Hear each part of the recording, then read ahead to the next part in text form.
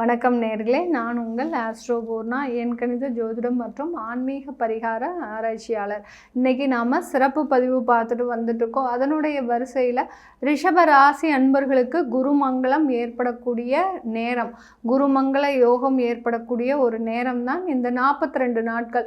இந்த 42 நாட்கள் எந்த மாதிரியான பலன்களை கொடுக்க போகுதுன்றதை நம்ம இந்த பதிவில் தெளிவாக பார்க்கலாம். அதற்கு முன்னாடி இந்த சேனலை முதன்முறையாக பார்க்குறீங்கன்னா சப்ஸ்கிரைப் பண்ணிக்கோங்க. நிறைய பேர் சப்ஸ்கிரைப் பண்ணாமலே சேனலை பார்த்துட்டு இருக்கிறீங்க. முதல்ல சப்ஸ்கிரைப் பண்ணிக்கோங்க. பெல் பட்டனில் ஆல் ஆப்ஷன் சூஸ் பண்ணிங்கன்னா உங்களுக்கு என்னுடைய அடுத்தடுத்த பதிவுகள் நோட்டிஃபிகேஷனாக வரும். ஒவ்வொரு பதிவுலையும் உங்களுடைய ராசி சம்பந்தப்பட்ட ஒரு ஆன்மீக பரிகாரம், தெய்வ வழிபாடு எல்லாமே சொல்லியிருப்போம். அதனால் கடைசி வரைக்கும் ஸ்கிப் பண்ணாமல் பாருங்கள். இந்த ரிஷப ராசி அன்பர்களுக்கு குருமங்கள யோகம் ஏற்படக்கூடிய நாட்கள் அப்படின்னு பார்த்தோம்னா, இந்த ஜூலை மாதம் 13ஆம் தேதியிலிருந்து ஆகஸ்ட் மாதம் 26ஆம் தேதி வரை கிட்டத்தட்ட 42 நாட்கள் இந்த யோகமான நாட்கள் இந்த ரிஷபராசி அன்பர்களுக்கு இருக்க போகுது. ஜூலை மாதம் 13ஆம் தேதி மேஷ ராசியிலிருந்து செவ்வாய் பகவான், மங்களக்காரனாகிய அந்த செவ்வாய் பகவான் ரிஷபராசிக்கு சஞ்சரிக்கிறார். அவர் ஆகஸ்ட் மாதம் 26ஆம் தேதி வரையில் இந்த ரிஷபராசியில் இருக்கும்போது இந்த குருவும் சேர்ந்து இருக்கிறதுனால இந்த குருமங்கள யோகம் ஏற்படக்கூடிய ஒரு நாட்களாக இருக்கும். இந்த மாத கிரகங்கள் ஒவ்வொரு இடத்துலையும் சஞ்சரிக்கும் போது, கோச்சார நிலவரப்படி சஞ்சரிக்கும் போது ஒவ்வொரு ராசி அன்பர்களுக்கும் ஒரு சில மாற்றங்கள் ஏற்படும்.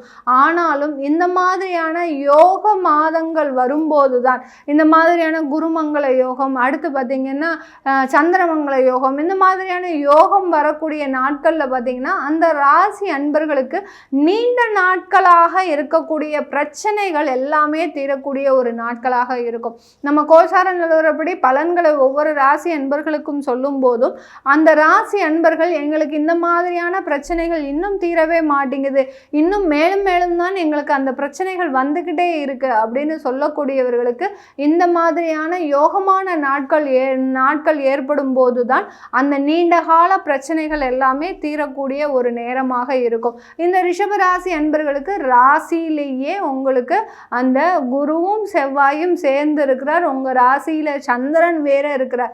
அப்படி இருக்கும்போது குருமங்கள யோகம், அடுத்து பார்த்தீங்கன்னா சந்திரமங்கள யோகம், இந்த இரண்டு யோகங்களும் சேர்ந்து கிடைக்கக்கூடிய நாட்கள் தான் இந்த 42 நாட்கள். இந்த ரிஷபராசி அன்பர்களுக்கு எவ்வளவோ அவமானத்தையும் நஷ்டத்தையும் அசிங்கத்தையுமே மட்டும் சந்திச்சிட்டு இருக்கிற இந்த ரிஷபராசி அன்பர்களுக்கு நீண்ட நாட்களுக்கு பிறகு, நீண்ட வருடங்களுக்கு பிறகு, சில பேருக்கு பார்த்தீங்கன்னா 10 வருஷத்துக்கு முன்னாடி நல்லா இருந்த இந்த ரிஷபராசி அன்பர்கள் இப்போதான் ஒரு 5 வருஷமாக தான் நிறைய ஒரு மாற்றங்களை சந்திச்சிட்டே இருக்கிறீங்க. தொழிலில் இடைவிடாத பிரச்சனைகள், இடைவிடாத ஒரு கஷ்டங்கள், தொழிலில் இடைவிடாத ஒரு நஷ்டங்கள் எல்லாமே சந்திச்சிட்டு இருக்கிற இந்த ரிஷபராசி அன்பர்களுக்கு இந்த குருமங்கள யோகம் ஏற்படக்கூடிய இந்த 42 நாட்களில் தொழிலில் ஒரு நிறைய வருமானம் வருவதற்கும் இடைப்பட்டு இருந்த, அதாவது பிரச்சனைகளை சந்திச்சிட்டு இருந்த அந்த தொழிலாகப்பட்டது மந்தமாக இருந்திருக்கும். சில பேருக்கெல்லாம் பார்த்தீங்கன்னா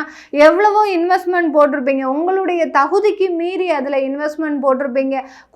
சொந்தக்காரங்க கிட்ட இருந்து, அடுத்து உறவினர்கள் கிட்ட இருந்து, அடுத்து நண்பர்கள் கிட்ட இருந்து, இந்த மாதிரியான பலவிதமான இடத்துல இருந்து தனியாக வட்டிக்கு வாங்கி இப்படி நிறைய சோர்சஸ்ல இருந்தெல்லாம் நீங்கள் இன்வெஸ்ட்மெண்ட் பண்ணியும் அந்த தொழிலாகப்பட்டது ஒரு ஒரு சூழ்நிலையை சந்திக்கின்ற நேரமாக தான் இந்த ரிஷபராசி என்பர்களுக்கு கடந்த காலத்துலலாம் இருந்திருக்கும். எவ்வளவோ ஒரு மாற்றத்தை ஏற்படுத்தியாச்சு, இன்னும் இந்த தொழிலில் எந்த ஒரு மாற்றமும் இல்லை, எனக்கு எப்போதான் விடிவு காலம் வரப்போகுது அப்படின்னு கேட்கக்கூடியவர்களுக்கு இந்த ரிஷபராசி என்பர்களுக்கு இந்த மாதத்தில், இந்த 42 நாட்களில் அதற்கு உண்டான மாற்றங்கள்லாம் ஏற்பட போகுது. எப்படி மாற்றங்கள் உங்களுக்கு தரப்போகுது, இது நாள் வரைக்கும் எதுவுமே செய்யலையே, எங்களுக்கு எப்படி மாற்றங்கள் நடக்கும், அதுவும் இந்த 42 நாளில் எங்களுக்கு கிடைச்சிருமா அப்படின்னு கேட்கக்கூடியவர்களுக்கு உங்களுக்கு தசாபுத்தி முழுவதுமாக சப்போர்ட் பண்ணக்கூடிய ஒரு கிரகங்களாக இருந்ததுன்னா கண்டிப்பா இந்த 42 நாட்கள்ல உங்களுக்கு தொழிலில் வளர்ச்சி முழுமையா கிடைக்க போகுது.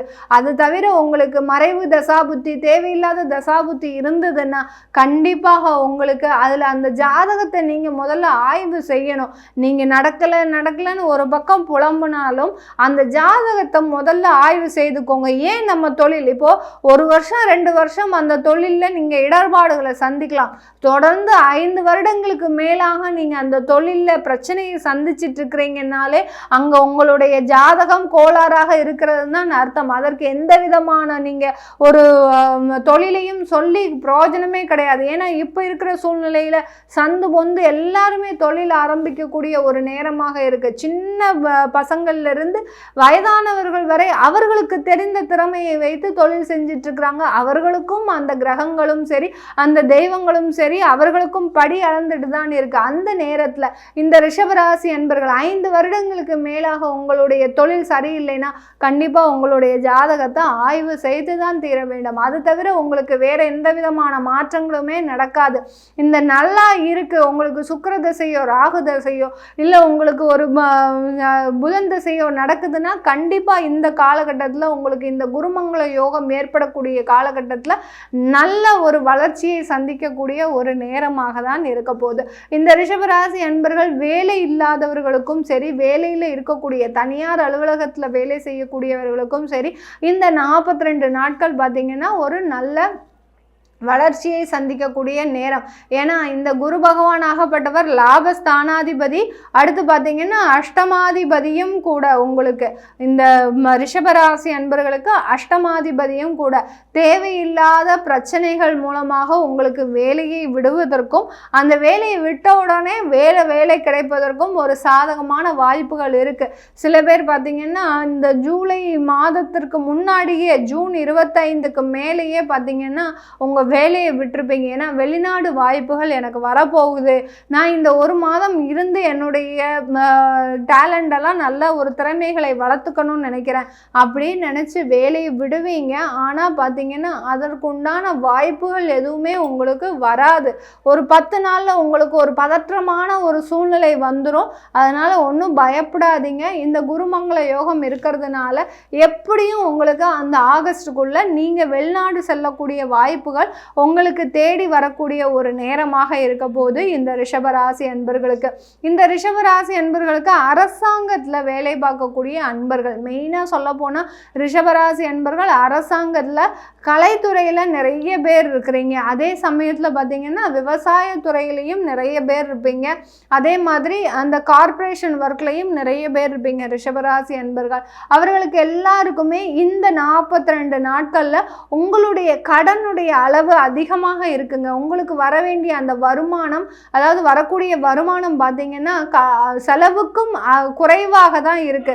எவ்வளோ வருமானம் பார்க்குறீங்களோ அதற்கும் குறைவாக தான் உங்களுக்கு வருமானம்ன்றது வந்துட்டு இருக்குது. அதனால இந்த ரிஷபராசி என்பவர்களுக்கு இந்த காலகட்டத்தில் உங்களுக்கு அரசாங்கம் மூலமாக வருமானம் வருவதற்கும் உங்களுடைய கடன்களை அடைப்பதற்கும் உண்டான ஒரு சாதகமான ஒரு மாதமாக தான் இருக்க போகுது இந்த ரிஷபராசி என்பவர்களுக்கு. குடும்பம் சம்பந்தமான பிரிந்த உறவுகள் எல்லாருக்குமே அங்கே சேருவதற்கும், அடுத்து பார்த்தீங்கன்னா திருமண வாழ்வில் ஒரு கசப்பான அனுபவத்தை சந்திச்சிட்டு இருந்த இந்த ரிஷபராசி அன்பர்களுக்கு அந்த களத்திர ஸ்தானாதிபதி உங்களுடைய ராசியிலேயே இருக்கிறதுனால மறுமண வாய்ப்புகள் தேடி வருவதற்கும், அடுத்து பார்த்தீங்கன்னா வெளிநாட்டில் இருக்கக்கூடிய குடும்பங்கள் கணவன் மனைவி பிரிஞ்சு இருக்கிறீங்கன்னா ஒன்று சேர்வதற்கு உண்டான ஒரு நேரமாகவும், டைவர்ஸ் ஆன தம்பதியர்களுக்கு மறுமணம் நடைபெறுவதற்கும் ஒரு சாதகமான ஒரு அமைப்பாக இருக்க போகுது இந்த ரிஷபராசி அன்பர்களுக்கு. குரு பகவான் அவங்க ராசியிலேயே சஞ்சரிக்கிறதுனால குழந்தை பாக்கியம் ஏற்படக்கூடிய ஒரு வாய்ப்புகளும் அதிகமான இருக்கக்கூடிய ராசி என்பர்கள்னா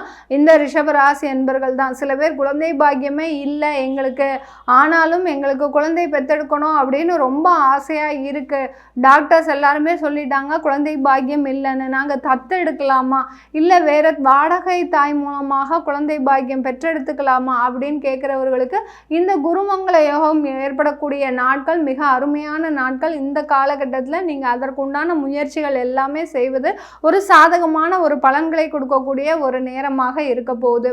இந்த குருமங்களம் ஏற்படக்கூடிய ஒரு நேரத்தில் இந்த ரிஷபராசி அன்பர்கள் வழிபாடு செய்யக்கூடிய ஒரு தெய்வம் பார்த்தீங்கன்னா நீங்கள் காஞ்சி மகா பெரியவரை வழிபாடு பண்ணணும். காஞ்சி மகா பெரியவர், கணக்கன்பட்டி சுவாமிகள், இந்த மாதிரியான ஜீவ சமாதி வழிபாடு பண்ணினீங்கன்னா உங்களுக்கு கொஞ்சம் பிரச்சனைகள் எல்லாமே தீர்வுக்கு வரக்கூடிய ஒரு நேரமாக தான் இருக்கும். தெய்வ வழிபாடுன்னு சொல்லியாச்சுனாலே நீங்கள் அந்த கோயிலுக்கு சென்று 4 தீபங்கள் ஏற்றி வழிபாடு பண்ணணுமே தவிர சும்மா நானும் வழிபட்டேன் அப்படின்லாம் இருக்கக்கூடாது. கண்டிப்பாக ஒரு நாள் சென்று வியாழக்கிழமையோ இல்லை செவ்வாய்க்கிழமையோ சென்று அந்த ஜீவ சமாதி வழிபாடு பண்ணிட்டு வந்தீங்கன்னா உங்களுக்கு ஒரு நல்ல அதாவது விளக்கு ஏற்றி வழிபாடு செஞ்சுட்டு வந்தீங்கன்னா ஒரு நல்ல திருப்பங்கள் கிடைப்பதற்கு இந்த 42 நாட்கள் ஒரு சாதகமாக இருக்கக்கூடிய ஒரு நேரமாக இருக்கும்.